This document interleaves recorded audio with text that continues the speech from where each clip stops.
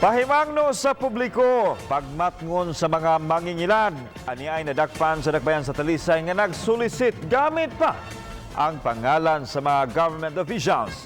Si Lian Singkulan sa report. Kining mga solicitation letters mo ay gigamit sa usa ka Hector Montemayor aron makapangilad. Nakasuwat sa letter nga kunuhay adunay usa ka panagtigom nga ipahigayon sa usa ka lugar. Sama niining nakasuwat nga adunay seminar mahitungod sa COVID-19 nga ipahigayon.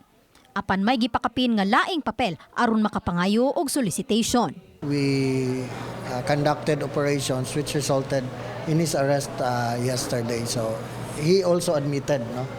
Sa among background check na po siya warrant of arrest for estafa, and he has been doing these things for so long a time.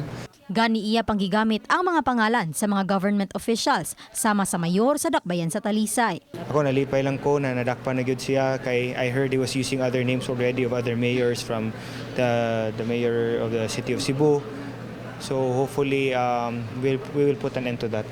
Gawas sa mga solicitation letters nakuha usab gikan sa suspect ang usa ka fake ID. It was a fake ID. That is why aside from estafa, we are going to file falsification, concealment of his name, and all other charges that are appropriate. Giangkon sa suspect ang iyang gimugna-mugna nga mga suwat ug mga pirma niini.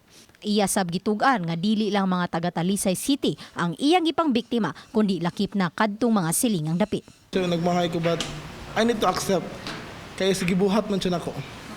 Mo na isang ko ay sa gabi pa lang is gi-accept na nako tanan.